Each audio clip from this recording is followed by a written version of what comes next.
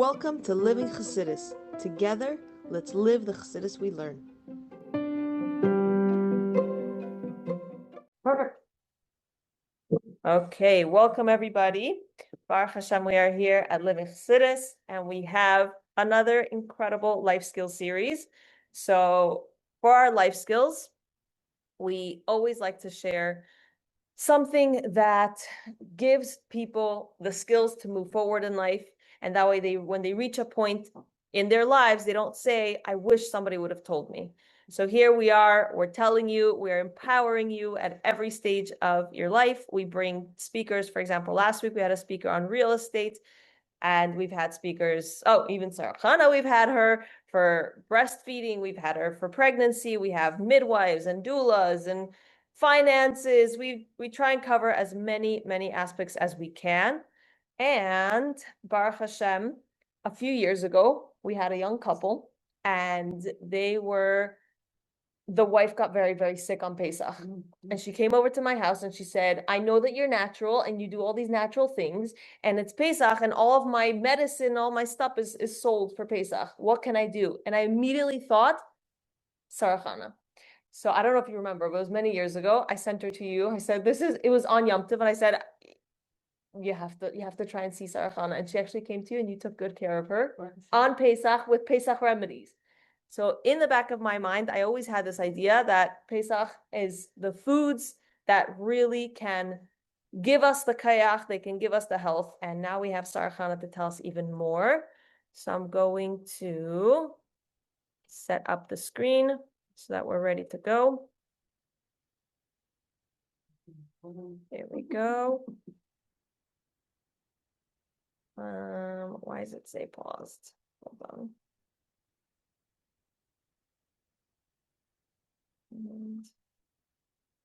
on. Okay, now we're all set. Baruch Hashem. Good? Yes. Thank you, Michal. Thank you to Living Chassidus. Brian behind us. Okay. Anyway, so I want to say, Michal, though, I'm so glad that I was able to help your friend on Pesach. But I never forget when I'm a mother of 7, Baruch Hashem, 5 boys and 2 girls. And I remember once I also had a crisis and I needed something in my closet that I sold. And I called the Rav maybe like 1 o'clock in the morning. This was when Rabbanim used to pick up at that hour. And he said to me, Mrs. Silverstein, although I am Rebbitzin Silverstein, you don't sell the closet, you sell the chametz in the closet. So if what you need inside the closet is not chametz, you can take it out. So I think that's a really important lesson. We're not selling the walls, the door. We're selling only the chametz in that closet. So you still can always go in if you feel like you need something. Very interesting, isn't it? Okay. So I agree with Michal. I remember about 25 years ago, I wrote an article for a Jewish magazine about how to use foods on Pesach to heal yourself. And it went all over this publication, that publication, never saw my name on anything. But I figured, okay, so the information had to get out there. So here we are on Pesach. We have a limited amount of food. We have to peel everything. But that doesn't mean that Hashem doesn't make sure that in this time, we can't heal ourselves. So how do we go down? Oh, there we go. Okay. So this is something that's really wonderful and easy, and it's called drinking lemon water. So you could prepare it before Pesach, Yantif, if you don't want to, well, you can squeeze on Yantif for sure, but on Shabbos, it's a question. But to start your day with some warm water or cold water with a squeeze of lemon helps your system become more alkaline. So when we eat foods we can't break down properly, like a lot of matzah and a lot of starches, our body becomes more acidic, and that's why we can get the cramping and the gas. So to start your day off with some lemon water is the best way to start your day. And Hashem gives us lemons on Pesach. But I want to say, before we begin this lecture, I work with Satmar, Ger, Kloisenberg, Baba, Vishnitz, Chabad, Bukharian, Georgian, Persian. And I always say to my clients, do you eat like your Bubby and Zadie? Oh, yeah, only minhagim of Bubby and Zadie. Really? And you think your altar Bubby and Zadie also ate like this? Oh, Sara Chana, especially my Satmar. Yes, 100%. So, being who I am with a lot of issues, I sat there and I looked up foods that grew in Hungary in the 1900s, foods that grew in Persia in the 1800s. So, I want to share that we are not eating like our ancestors on Pesach. Nobody. Because if you use a lemon on Pesach, and if you're from Eastern Europe, Hungary, Poland, Romania, lemons don't grow there. They grow in Italy. That's why we would have only one esrog in a town. And we'd all have to go bench that one esrog, Tishrei. Why? Because they didn't grow in our cold climates. So then I asked my Satmar Gerrit Kleisenberg Baba Vishnitz, do you eat bananas? Sure, of course, you can peel bananas. I'm like, it's a tropical fruit. We were not living on the tropics. It's just not where we're from, right? So I want to share that whatever customs you learn on Pesach are great and you can keep them. But no, if you're eating a mango, did not grow. And especially avocados, you know how avocado, and there's a whole question, can you put avocado on matzah? I just learned from a Rav, you can. If you don't, wet the avocado before. If you wash off the peel, you already have a problem. But straight avocado, if you speak to your Rav, you can use it. But avocados didn't grow in Russia, in Ukraine. I have to find out a little bit more about Morocco and other places, but I'm not so sure that they did. So anyways, so we are keeping our minhagim for today, which is using American, South American food, anything that we can import that we can peel. So let's go back. So we want to know what we're really dealing with. So we're going to start our day with some water with lemon. It'll help your digestion for the rest of the day. This is the most amazing thing I ever learned, is that sugar cures cuts. Now, I know that we're like, oh my God, don't eat sugar, don't eat sugar. You guys shouldn't be eating sugar, but don't eat sugar, right? But like, here is this magical food called sugar. So when it's not Pesach, we use molasses, which is used all over the world. And blackstrap molasses is when you use the whole sugar cane, high in iron, great when you're pregnant, great when you're nursing, great if your kids get sick. So sugar is not evil unless we allow it to become evil. But here's the thing. It's phenomenal on Pesach because we're peeling our potatoes, we're chopping our onions, we're peeling our beets, we're peeling everything. And there's not a woman, or hopefully the sons, that don't have little cuts on their fingers. Happens all the time. And then you're squeezing lemon and then it's healing it, but burning it. But if you get a cut and you pour plain sugar into the cut, it actually helps rejuvenate the tissue and will allow that cut to heal faster. The most amazing thing. So if you have a kid that's running to shul and they fall and they scrape their knee and it's bleeding, when you get to your next destination, just pour some sugar over it. If anybody gets cut or any kind of wound, you put sugar and it heals it almost better than anything I've ever seen, which is really amazing. Okay.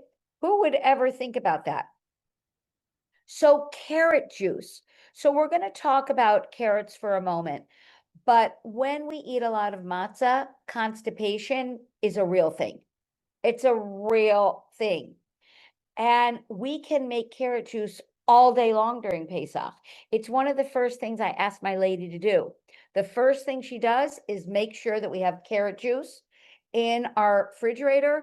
And I actually demand that my grandchildren and my kids drink carrot juice because it'll help everything flow. It's really funny. I was with my grandson, little 2-year-old, and my daughter-in-law's like, he's never going to touch carrot juice. This was before Pesach. I said, oh, you don't know? And he drank my whole bottle. So you'd be surprised. Kids really do well with carrot juice. Now, we're going to be talking about poultices on another slide, but you can make a carrot poultice and put it over your throat if you get a sore throat, and you can put it over swollen lymphatic system. So if you have a kid that's not feeling well, we're going to talk about what a poultice is in a slide or two. You can grate a carrot and you can use that, which is unbelievable. So here we are right away. Our potato poultice. Good. I'm glad it's the next slide. So poultices have been used for thousands of years in every culture. And I have a whole class in my online school called Mutopia Academy, where we have a whole class on poultices. So poultices are used with fruits, vegetables, herbs, and different clays. So it's really easy to buy. You can order them on Amazon. Not that I'm a saleswoman for Amazon. This is a cotton muslin bag. And what happens is you can put any vegetable or fruit in here. You pull it like this. Usually we squeeze it, but you don't have to squeeze it if it's on Shabbos. And when you lay it over the area, you will feel better. So when I have women that are nursing and they get inflammation, we use a potato poultice and it works, 10 out of 10 times. I have clients who run, twist their ankle on Yontif. They have no idea what to do. And you literally can either take a bucket of peeled potato, stick your foot in it, or you can put the potato poultice over it. Potato poultices reduce inflammation for arthritis pain, breaks. If someone, God forbid, breaks their leg and you're waiting for a tzala to come or figuring out what you're going to do on Yontif, you immediately take the potato, peel it, of course, put it in here, grate it, and then put it over the infected area. Yes.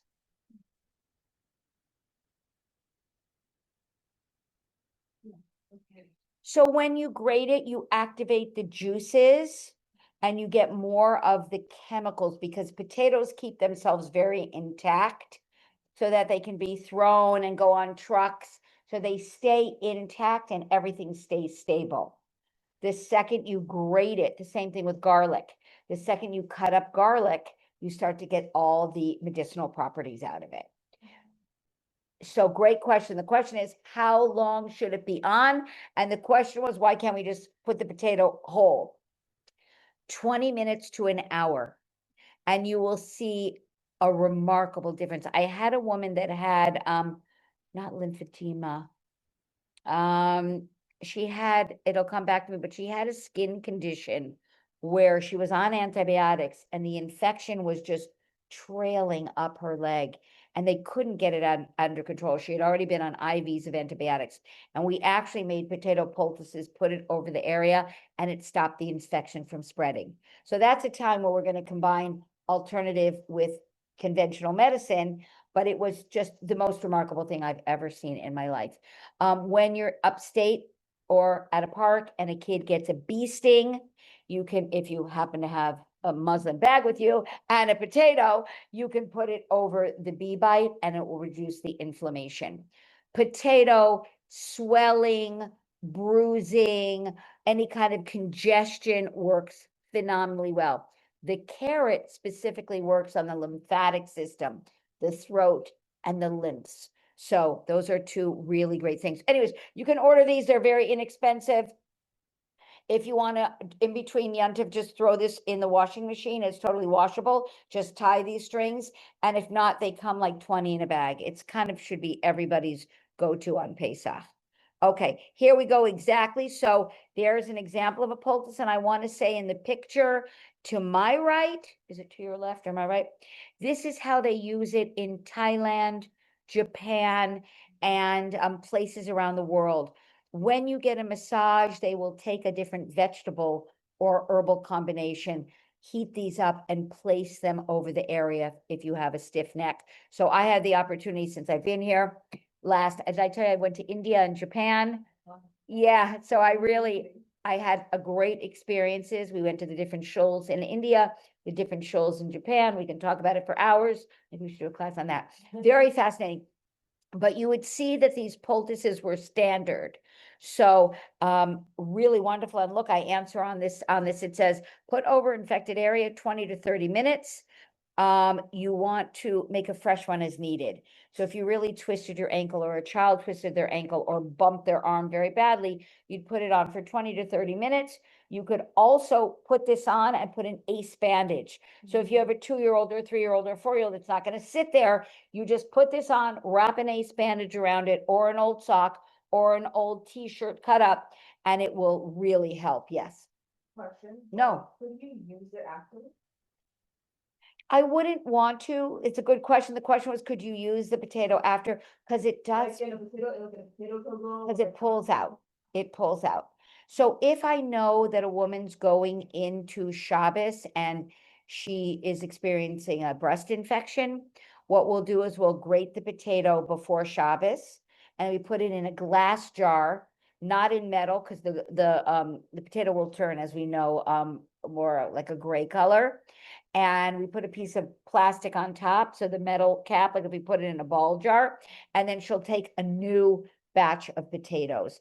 If something happens on Shabbos, not even on Yontif, you can just cut a potato in as small pieces as you can, like you're making an Israeli salad, and use it that way. But poultices are something, I think they should have them at every Pesach program. And I think it should be required, because once you have it there, something's going to come up, and it'll help a lot. Okay, so let's talk about beet juice. That's something else we can have. It's a bracha from Hashem. So it actually lowers sugar levels in people that are pre-diabetic, or people that have diabetes in the family. So we think of beet as a sugar, but it has the ability to keep people's blood sugar levels stable. It's so sweet. It's so sweet, and it really helps with pre-diabetic and diabetic.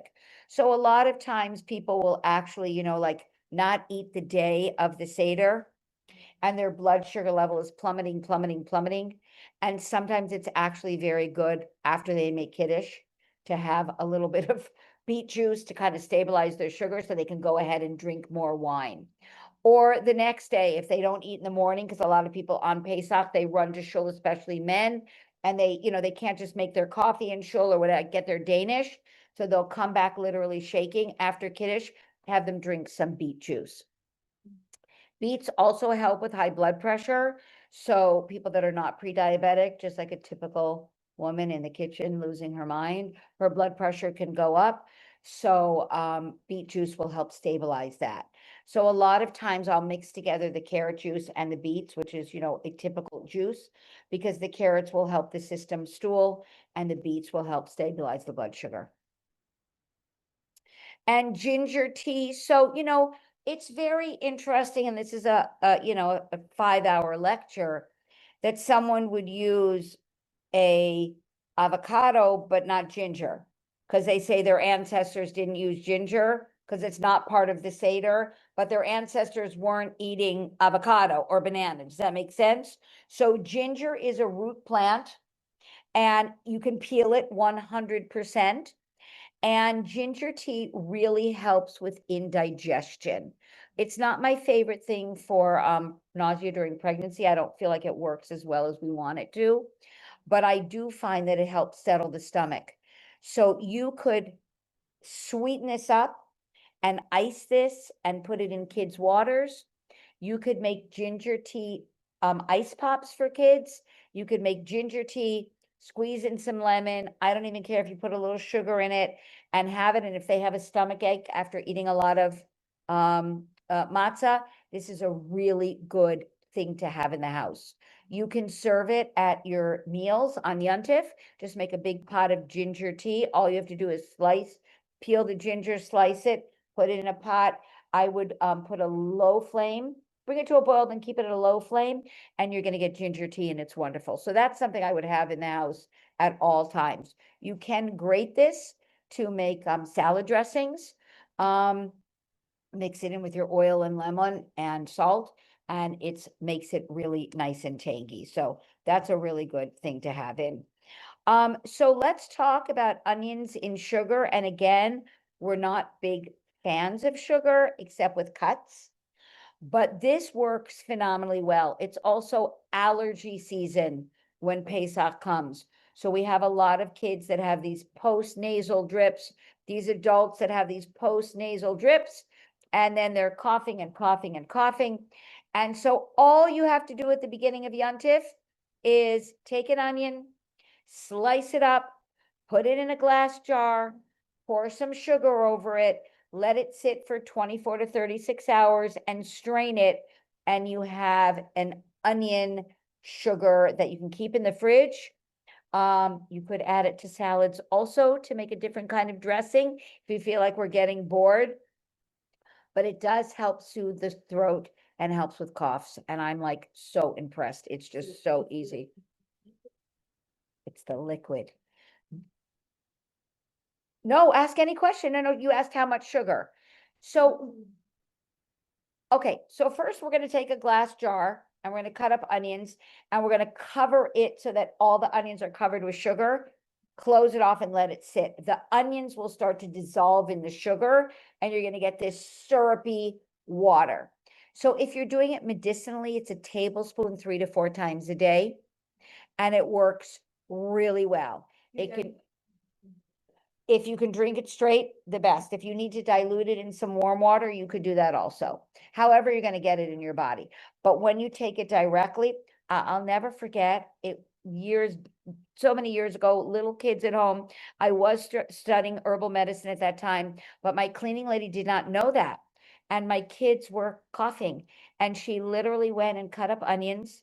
She put honey over it, which we're going to talk. And she said, this is what my grandmother used to make for us. And, you know, it was so standard for her.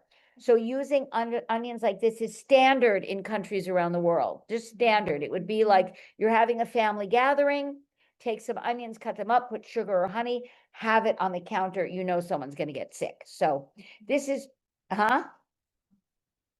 exactly. I'm telling you, it's standard. We have to like, you know, we have this Yiddish tradition of medicine in the Moroccan community, in the Syrian community, in the Bukharian community, then the Ashkenazi, and we all kind of lost it. And we came to America, thank God, and we have, you know, all this modern medicine, and in Israel also. So this is my philosophy on medicine. For anything acute, that means a broken leg, a knife wound, any kind of trauma, you want to be in America or Israel. Our acute care is phenomenal. Our preventative doesn't exist. It just doesn't exist. So you have a Sephardish woman and the kid gets an ear infection. She's right away taking garlic, mixing with oil, putting it in the child's ear. They have all these tricks. They take their parsley, their cilantro, and especially the Ashkenazi have really big issues because we kind of lost everything after World War II. So I'm trying to bring this back. So this should be standard, taught in girls' schools. So back to ginger. We all love our pickled ginger on our sushi. So if we're having salmon on Pesach, why can't we have some pickled ginger? So easy to make. So the recipe, did I put the recipe on here? No, how do I go back to, hold on, we're going back the wrong way. Hold on 1 second. I want to go this way. Hold on. How do we go back, Michal? Okay, there we go. Hold on, we're going back. Okay, I had the recipe. I don't know why it's not up here. Okay, hold on 1 second. Pickled ginger is so easy to make. It's water, vinegar, which we don't use, so we can use lemon juice or lime juice, and a little bit of sugar. And you put it in a jar, and it's going to pickle within 3 to 5 days. You can do it your 3 days before Yontif, and by the time Yontif comes in, put a little pickled ginger. Why? Because it's a digestive aid. It helps because in Japan, they eat a lot of raw fish. Raw fish, you can have trouble digesting. So if you have pickled ginger with it, it's going to give you all the digestive enzymes that you need to help break down that raw fish. So why can't we have that on our Pesach table? Like, why not? The recipes are super, super, super easy to make a fun variation. Use lime instead of lemon because it's got a slightly different taste. And you're going to have pickled ginger right there at your Pesach table. And it's antibacterial. In the past for 3 days out. like on the counter. Yes, yes. Does it have to, doesn't have to boogie? You can burp the jar if you want. Yeah, because you're fermenting it. Yeah. So we should do a class on fermenting. I just fermented, which was really fantastic. I just fermented a bunch of things. Yes, but this is like, why not? You know what I'm saying? Like if we're eating bananas or avocados, why can't we have this also? So this is also antibacterial. If you feel like you're getting sick from overworking, Erev Pesach, losing your mind, kind of, that space you're in, you can just put some pickled ginger, even on a cucumber, and it'll be delicious. Okay. Back to if you use honey. So many people don't use honey on Pesach, and many people do use honey on Pesach. So that you have to speak to your local Rav. But if you want to make the onions not in sugar, you can make it in honey. Also, within 24 hours, you have a medicine, completely delicious for coughs, cold, and allergies. So speak to your local Rav about that. So horseradish, we know, stuffy nose, stuffy nose, stuffy nose. One of my teachers was, there used to be that you couldn't order everything on Amazon. I know that's such a shock to people's systems. And people actually went into the health food store and buy things, if you could imagine. And very often there were extremely well-educated people in the health food stores. They were herbalists in training or homeopath. And they said that whenever they'd get a shipment of horseradish, they would have a competition amongst all the guy herbalists who could eat the most and not throw up, right? Basically. So he was laughing because they would sit there, they would eat it, and they would chew the horseradish. They'd be coughing and gagging. He said the best thing was his sinuses would clear, his cough would be gone, and that's why he entered the competition, because otherwise, who would do it? But horseradish has been used for generations. It actually grows wild all over Brooklyn. Do we ever do a weed walk together? Oh, no, our last time it was rained out, but I did one for. Great. So there's wild horseradish that grows all over Brooklyn, by the way. You pick it up, it looks like a weed, and it's got a very little horseradish, but you could literally use that as medicine. So horseradish is good besides the Seder to clear your nose. You could actually make a horseradish oil, and you can use it for sprains and sore muscles. So if you have a grandparent that is very, very, very strict on Pesach and won't use anything, you can grate some horseradish, put some olive oil over it, keep it in a glass jar. Within 2 to 4 days, you will have a very potent oil that your grandparent can rub on their knees or shoulders, or if anybody has sore muscles. Directly on, and it will reduce the inflammation and help really numb the pain in a really good way. You can also take your horseradish and you could make it into medicine. You can just squeeze lemon over it, and you can literally just let it sit in a glass jar, and you can either drink the lemon juice, or you can put honey over it also, or sugar, and you're going to get that horseradish clear. So if you have a kid with a lot of sinus issues, you grate your horseradish, put some honey or sugar over it, let it seep, and they can just take teaspoons of that 2 to 4 times a day. The horseradish in honey will last, hold on 1 second, I did it backwards again. No, go, go, go, go, go, go, go. What am I doing? No, hold on, back. What happened, Michal? Okay, there we go. It could last for months, for a long time. Yeah, for a long time. Garlic, you have to decide with your Rav whether you can eat garlic. So Rabbi Blumenkrantz, Olav Shalom, said that you can. Before he passed away, he's the one that makes the book, that you can use it. So it was a real misunderstanding of why you can't use garlic. So again, speak to your local Rav, but I want to share with you. People used to tell me when I first came here that you can't use garlic on Pesach because they used to plant it by the wheat. So I'm a farmer or a gardener. I'm Shomer Shabbos. I keep the laws of Pesach. I would never plant my garlic by the wheat. Why? Why would I do that? Absolutely not. I would have my wheat over here. I'd have a fence. I'd have my garlic over there. The second thing you used to say is that they used to put flour on the garlic to keep the garlic fresh. But no, no, no, no, no, no, no. I did research. They took the garlic cloves and put them in bags of flour to keep away the bugs. So that you understand?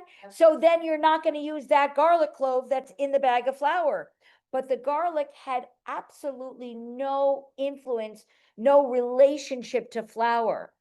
So Rabbi Blumenklant said that you can use it. Now, here's another reason you couldn't use it, and now why you can if you decide. Okay, now, so garlic in cold weather is a very, very, very long crop.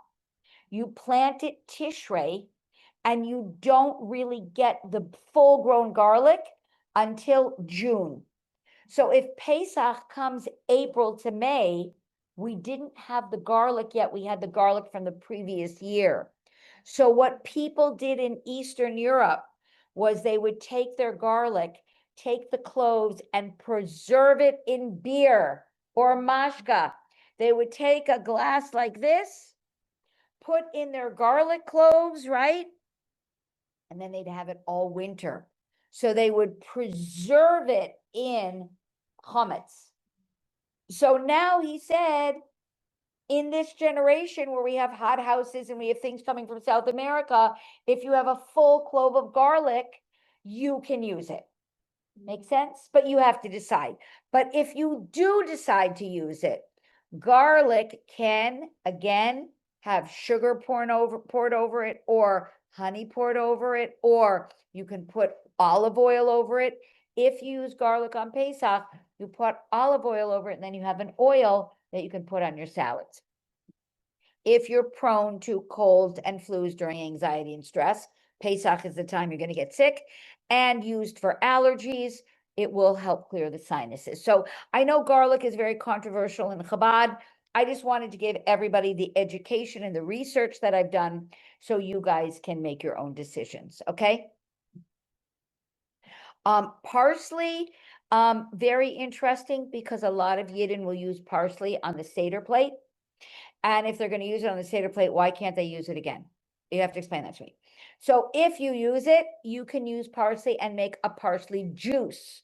You could juice it before Yantif, like you juice your carrots. This reduces inflammation and helps with urinary tract infections.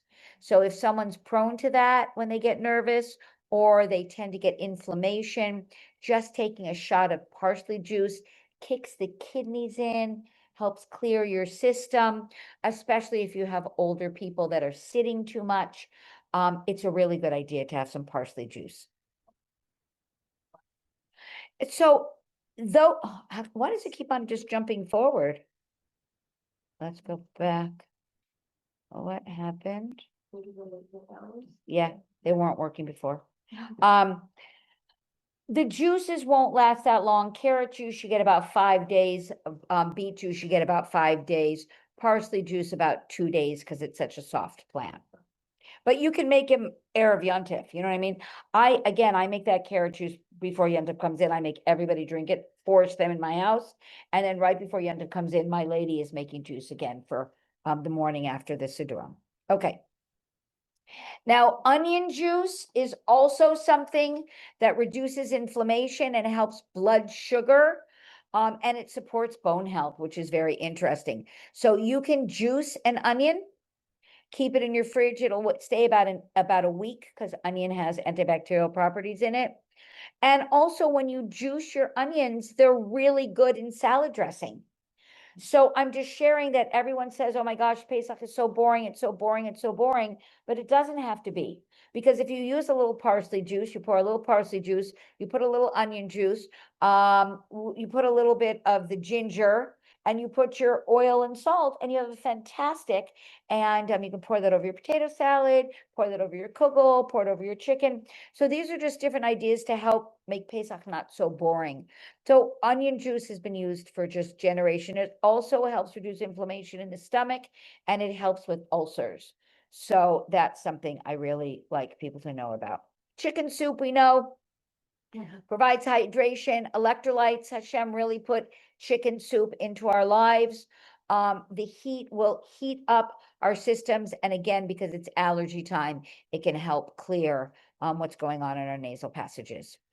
So I want to say here that, again, you have to speak to your local Rav, but there's nothing wrong with this. I teach a lot of my clients to make an olive oil sugar scrub.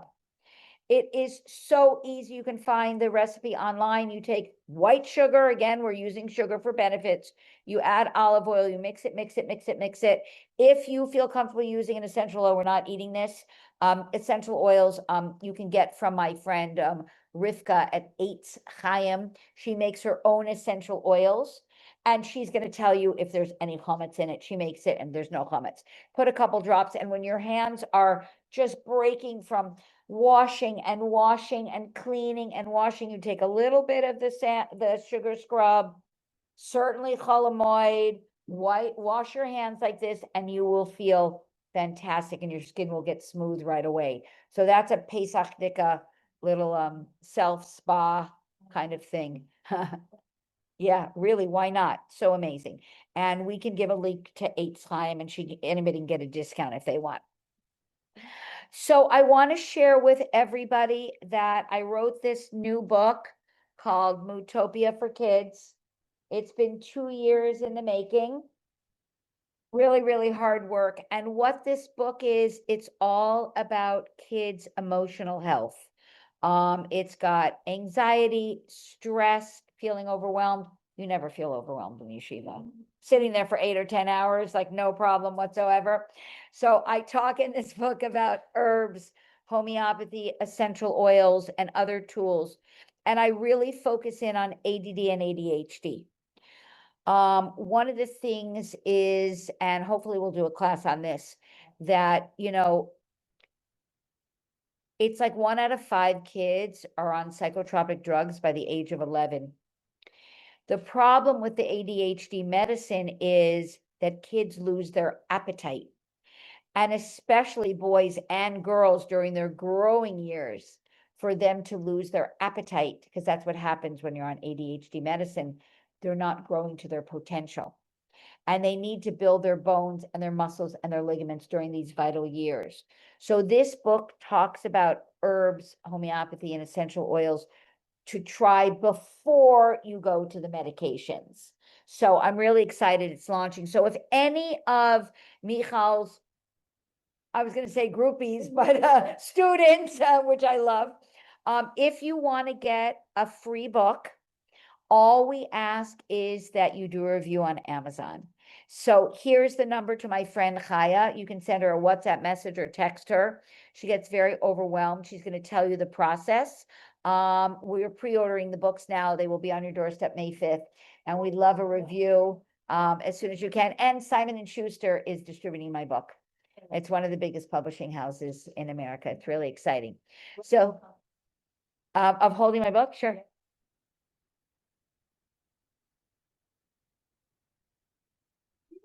Which is really, really exciting. So I wanted to just add that since the timing is so great. So before we shut down, were there any other questions? Never feel overwhelmed in school. Never, never, never, never, I know. Never antsy in school. Never, I know. It's so hard. Any other questions? Yes.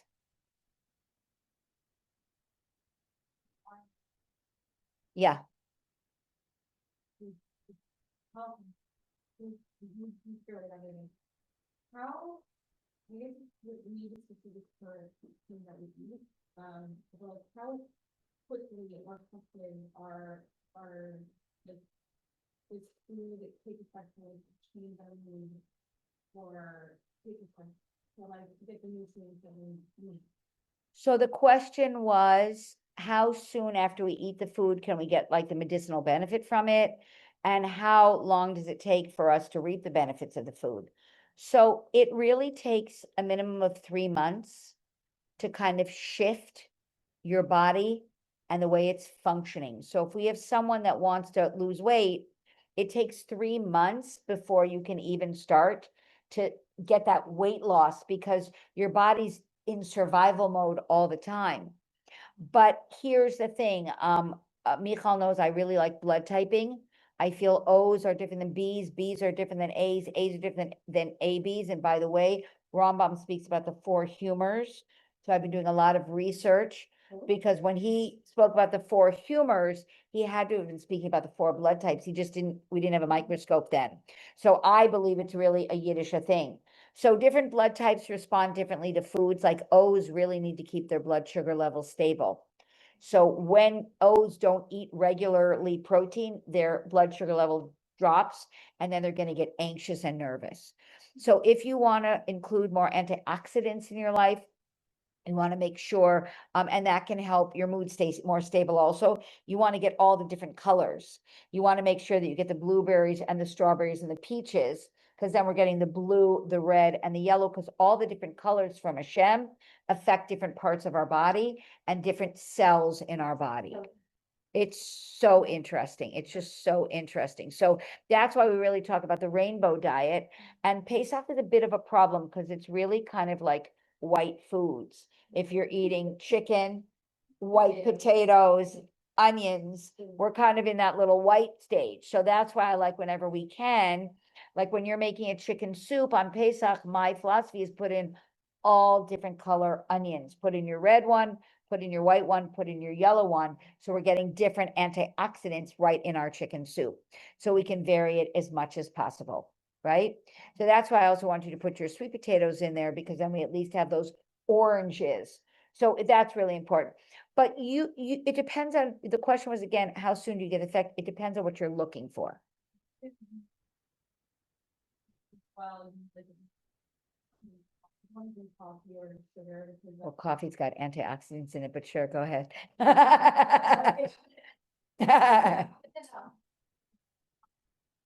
It's not the best thing, right? Well, I would right away drink that water with lemon right away to keep your body alkaline. What blood type are you, do you know?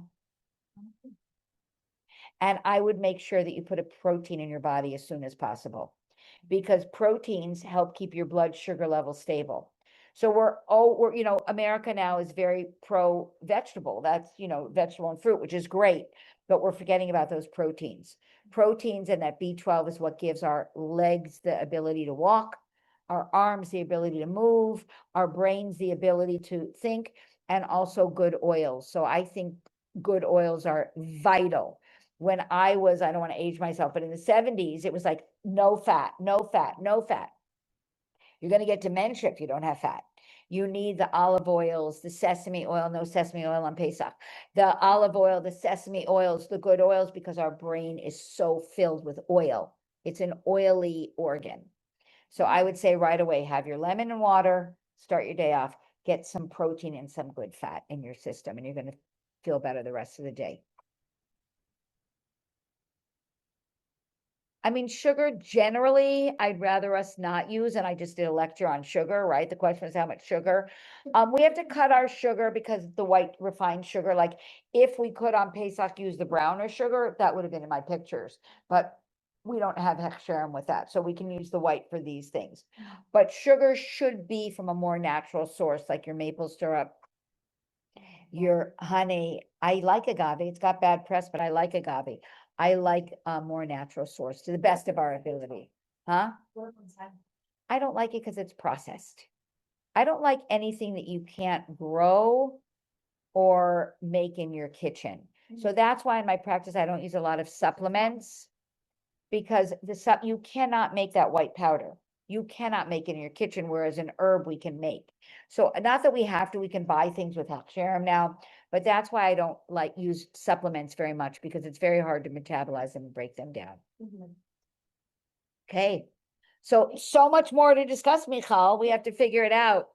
Anyway, so thank you, Michal. Thank you, Living Chassidus.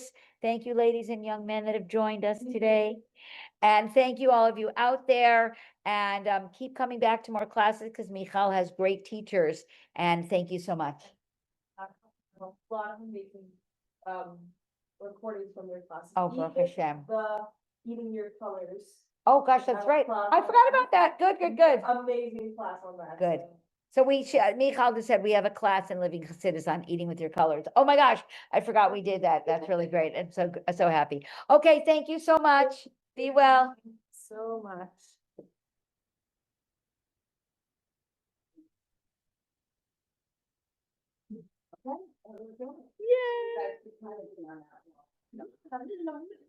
Yay!